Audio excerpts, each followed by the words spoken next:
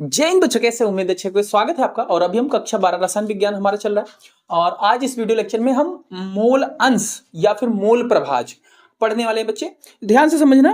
और इस वीडियो में मैं थ्योरी बताऊंगा, उसके बाद क्वेश्चन कराऊंगा और फिर आपको क्वेश्चन कुछ दिए जाएंगे जिनको आपको घर से खुद करना है। ठीक है, उसको आप कर लेंगे तो आपको मोल अंश आ जाएगा 100%, कोई दिक्कत की बात नहीं होगी।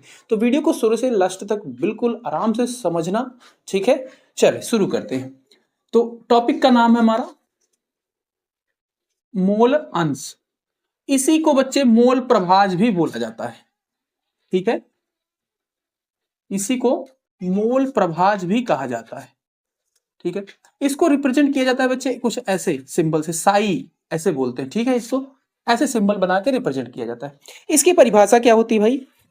तो कोई विलयन है, ठीक है, विलयन में एक विलेय होगा, एक विलायक होगा। ठीक है, तो जिस भी विलेय या विलायक किसी एक का बोलेगा क्वेश्चन में आपको मोल अंश निकालने का, या फिर विलेय का बोल देगा नाम लेके उसके यौगिक का, या फिर विलायक का। तो जिस विलेय का बोलेगा तो उसका मोल ऊपर रखना है बटे में। ठीक है, बटे मतलब फ्रैक्शन में ये भी होगा, ऊपर इसका मोल रखना है और नीचे विलयन का, पूरे विलयन का मोल रखना है। कैसे?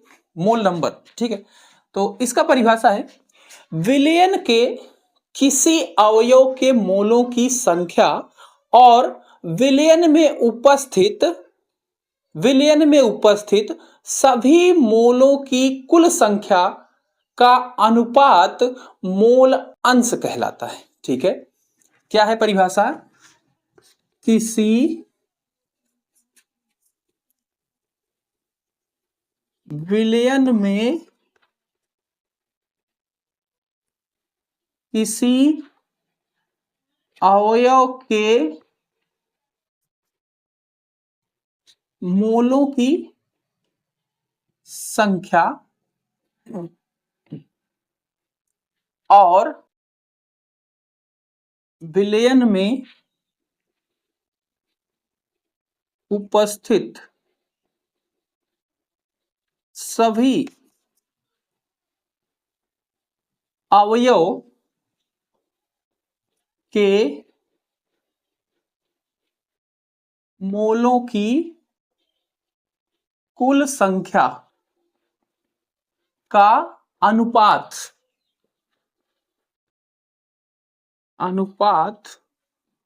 मोल अंश कहलाता है। मोल अंश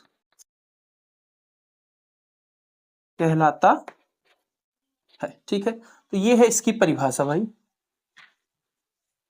ठीक है, ये इसकी परिभाषा है। इसका फॉर्मूला क्या होगा? तो जैसे किसी का भी मोल पूछेगा, चाहे विलेय का पूछेगा या विलायक का या दोनों का पूछ लेता है। ठीक है, किसी क्वेश्चन में तो मान लो हमें जिसका किसी का मोल निकालना है। ठीक है, तो मान लो विलेय का पूछा गया है। ठीक है, अब विलेय की जगह कोई यौगिक होगा उसका नाम बोलेगा प्रश्न में, तो ये सिंबल बना दिए, नीचे विलेय लिख दिया, इसका मतलब विलेय। तो क्या करना है? विलेय के मोलों की संख्या बटे विलयन के कुल मोलों की संख्या। विलयन में जो भी अवयव है, विलेय है, विलायक है, मतलब जो भी अवयव है उनके, तो विलयन में भाई विलेय होगा, एक विलायक होगा, तो दोनों के लिख लेंगे। तो विलेय के मोल की संख्या प्लस विलायक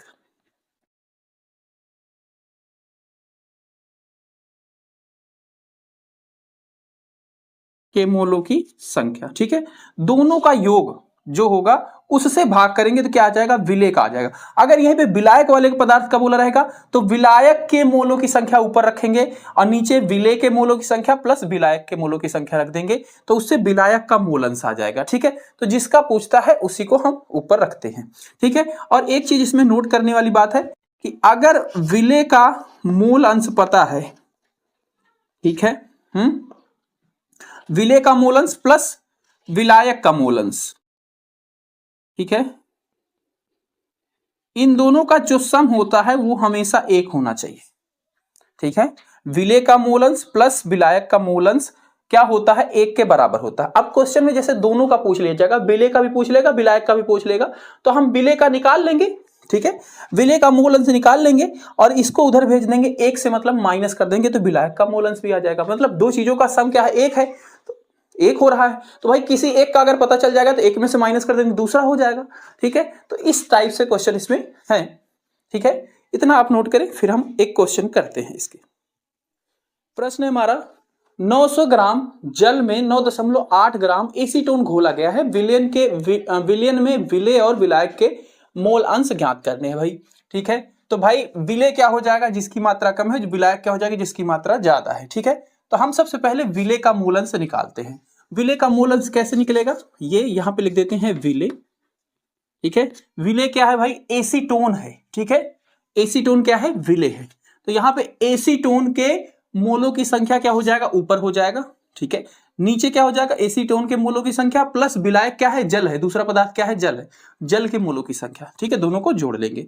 एसीटोन का फॉर्मूला होता है बच्चे CH3COCH3, तो डायरेक्ट हम फॉर्मूला भी लिख सकते हैं। ठीक है, यहां पे विलय ना लिख ले के डायरेक्ट फॉर्मूले भी लिख सकते हैं, क्योंकि यही है, मतलब विलय क्या है, यही है, जो कम मात्रा में है वही है, तो डायरेक्ट ऐसे भी लिखा जा सकता है। तो इसके एसीटोन के मोलों की संख्या, ठीक है, बटे CH3COCH3 के मोलों की संख्या प्लस दूसरा क्या है, वाटर है, H2O के मोलों की संख्या। ठीक है, अब CH3 के मोलों की संख्या, मोल की संख्या कैसे निकालते हैं, भार बटे अणुभार होता है मोल निकालने का। ठीक है, तो भाई यहां पे मैं साइड में निकाल दे रहा हूं। ठीक है, CH3 के मोल भार दिए गए हैं, भार हमें पता है, हाँ 9.8 है। अणुभार कितना होगा, क्योंकि मोल का फॉर्मूला होता है भार बटे अणुभार। ठीक है, अब अणुभार हमें चाहिए और भार तो हमें पता ही है 9.8 ग्राम है। अणुभार कितना होगा CH3COCH3 का, तो भाई इसको निकाल लेते हैं। कार्बन है, ठीक है, यहां पे साइड में निकाल ले रहे हैं। एक का इसमें कार्बन की संख्या कितनी है भाई, 1 2 3, और एक कार्बन होता है 12 ग्राम का, 3 कार्बन 3 गुने 12, प्लस हाइड्रोजन कितना है, 3 यहाँ पे है, 3 यहाँ पे है, 6 है, और एक होता है 1 ग्राम का, तो 6 हो गया, 6 ग्राम का, प्लस ऑक्सीजन, ऑक्सीजन एक है, एक ऑक्सीजन होता है 16 ग्राम का।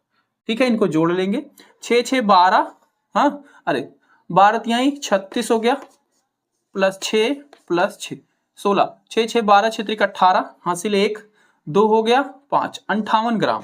ठीक है, तो कितना आ गया इसका अणुभार, 58 ग्राम। तो ये किसका मोल हुआ भाई, ये हो गया किसका, एसीटोन का, विलय जो है ये उसका आ गया, विलय का मोल आ गया।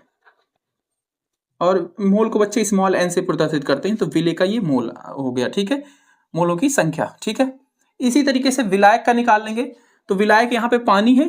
ठीक है, और विलायक का स्मॉल n लिख देंगे, इसका मतलब क्या है, मोलों की संख्या निकाल रहे हैं, तो विलायक 900 ग्राम है। ठीक है, और वाटर का अणुभार कितना होता है, 18 होता है, 18 से भाग कर देंगे, ये आ गया विलायक का अणुभार, ओ मोलों की संख्या। ठीक है, बस इसको इसके ऊपर रखो।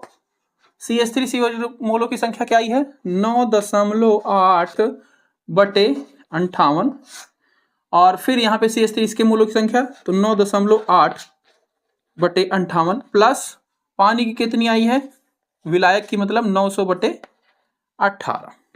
ठीक है,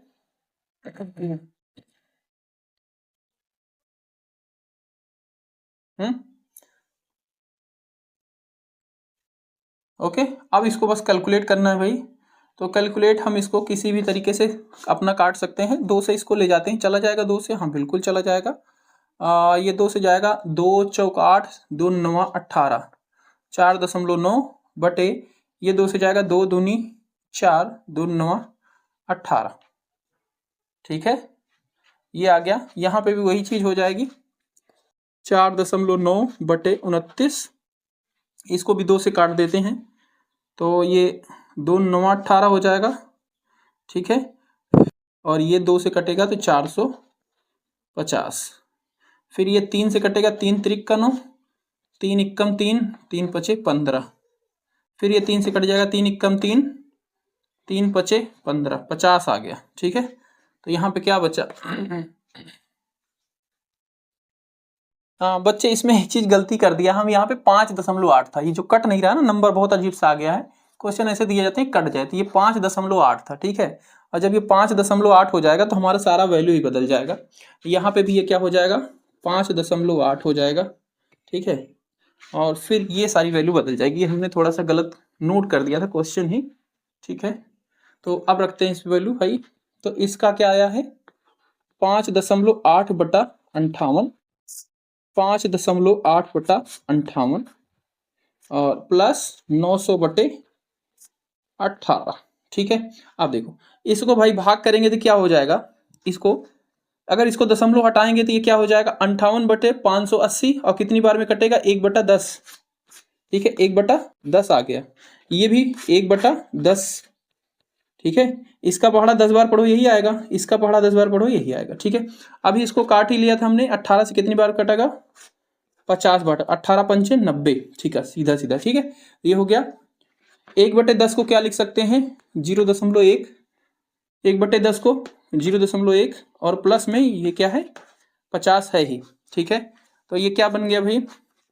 0.1/50.1 ये। हाँ, दशमलव हटाएंगे इसका, तो दशमलव सेम संख्या पे है, तो ये 1/501 हो जाएगा।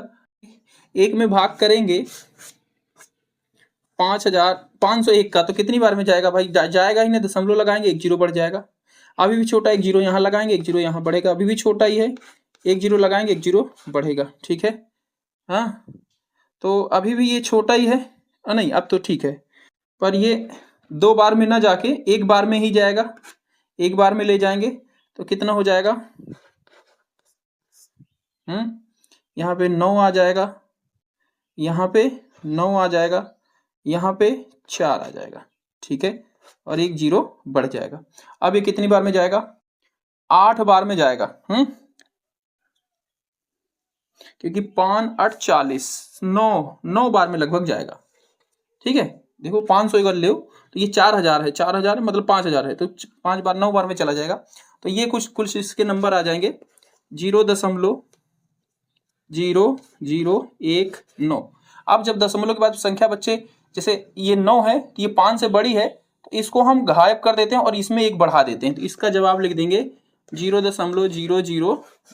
ये इसका मोल अंश हो जाएगा। किसका हुआ? ये इसका हुआ। ठीक है, अभी दूसरे वाले पदार्थ का निकालना है हमारा CH3CO। CH3 का मूल अंश आ गया था 0.002। ठीक है, अब हमें निकालना किसका है मूल अंश? वाटर का, मतलब विलायक का। ठीक है, इसका निकालना है। तो हमने एक समीकरण पढ़ा था कि विलेय का मूल अंश, ठीक है, यानी कि यहाँ पे CH3 प्लस विलायक का मूल अंश यानी कि वाटर का, ये किसके बराबर होता है? 1 के बराबर होता है। ठीक है, इस मेथड से निकाल सकते हैं। तो हमें इसका पता है, इसका मूल अंश पता है, उधर भेजेंगे तो 1 में से माइनस हो जाएगा, यानी कि वाटर का मूल अंश कितना हो जाएगा? 1 माइनस इसका मूल अंश कितना आया है? 0.002। ठीक है, 1 में से इसको माइनस कर देंगे, कितना आ जाएगा? 0. देखो भाई कर लेते हैं, 1 को दशमलव लगा के ऐसे 0 बढ़ा लेंगे, माइनस करना है 0.002 को। ठीक है, तो ये हो गया 10, 10 में से 2 गया 8, ये बचा 9, 9 ये बचा 9। ठीक है, यहाँ पे 0। तो ये 0.9 ये आ जाएगा। तो ठीक है, ये क्या हो गया? विलायक का हो गया। इसी को दूसरे मेथड से कैसे कर सकते हैं? जैसे विलेय का हमने मूल अंश निकाला था ना, उसी तरीके से वहां पे क्या ले लेंगे? इसका मोल संख्या ऊपर रखेंगे, इसकी पानी के ऊपर रखेंगे, बाकी दोनों के नीचे की, और फिर सॉल्व करेंगे तो उससे भी आ जाएगा। ठीक है, जैसे देखो भाई एक बार समझा देते हैं, पहला क्वेश्चन कर रहे हैं, अच्छे से समझो इसको। ठीक है, ये हो जाएगा। अब इसका मोल अंश निकालना, इसी का मोल क्या रखेंगे? ऊपर रखेंगे। ठीक है, तो H2O का मोल संख्या बटे H2O का मोल संख्या प्लस CH3 का मोल संख्या। वाटर का कितना आया था 900/18 आया था, जिसको हमने भाग किया था सीधा सीधा 50 आ गया था। ठीक है, फिर वाटर का तो ये 50 हो गया, और इसका कितना आया था 0.1 आया था, यानी कि ये क्या बन गया 50/50.1। ठीक है, और इसको भाग करेंगे, भाग करेंगे, इस दशमलव को हटाएंगे, पहले दशमलव हटाने के लिए 10 से मल्टीप्लाई होगा नीचे और 10 से ही ऊपर होगा, तो ऊपर तो हो जाएगा 500 और नीचे क्या हो जाएगा 501। ठीक है, भाग करेंगे कितनी बार में जाएगा, दशमलव लगाना ही पड़ेगा, दशमलव लगाते ही यहाँ पे 0 बढ़ जाएगा, 5000 हो जाएगा। कितनी बार में जाएगा, अब ये देखो 9 बार में ही जाएगा। ठीक, यही आंसर आएगा, भाग करके देख लेना, यही आएगा।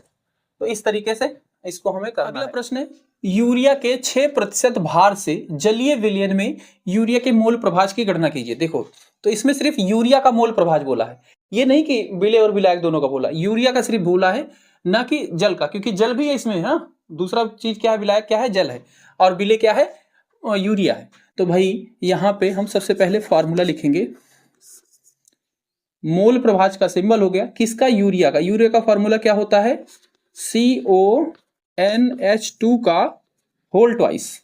ठीक है, मतलब CO रहता है, दोनों तरफ NH2 लगा होता है। ठीक है, ये है, तो इसका क्या हो जाएगा, CONH2 का होल ट्वाइस के मोलों की संख्या, हाँ, बटे यूरिया ही लिख देते हैं, बहुत बड़ा हो रहा है ना, यूरिया के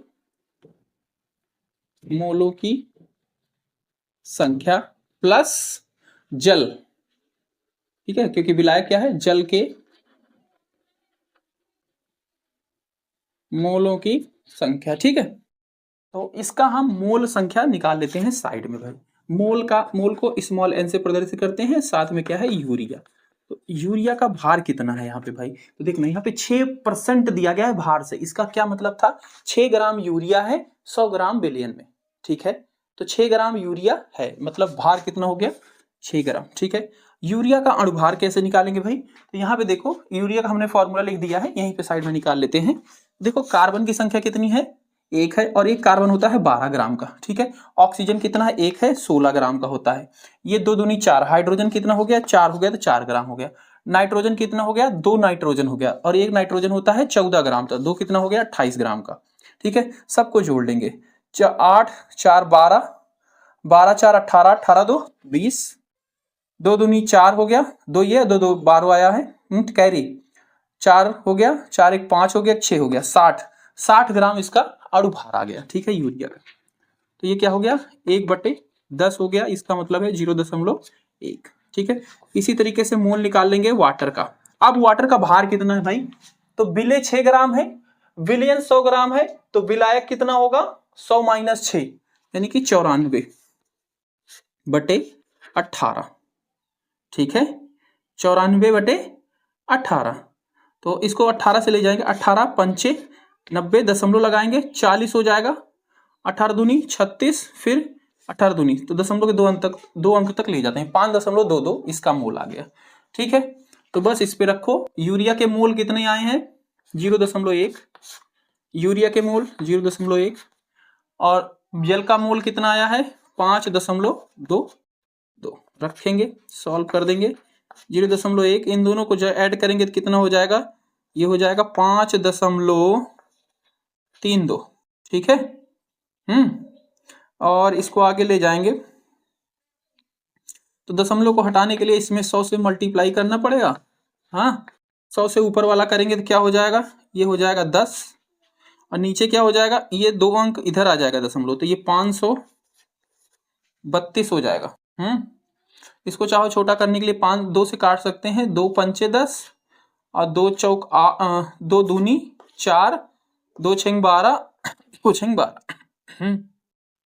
अब 5 में 266 से भाग दे दो, 5 में 266 से भाग दे देंगे, तो ये बच्चे आ जाएगा 0.018 के करीब आ जाएगा। ठीक है, और यही इसका क्या हो जाएगा, मोल हो जाएगा, मोल प्रभाज, मोल अंश। तो उम्मीद है बच्चे समझ में आया। अगर कोई दिक्कत है बच्चे कमेंट कर सकते हो। और बच्चे टेलीग्राम ग्रुप ज्वाइन कर लिया है, उसके अंदर आप जाएं, आपको इसके क्वेश्चंस मिल जाएंगे प्रैक्टिस के लिए। तो इसको करें प्रैक्टिस, और कोई दिक्कत है कमेंट करके बताना। मिलते हैं अगली वीडियो में। जय हिंद, जय भारत प्यारे बच्चों।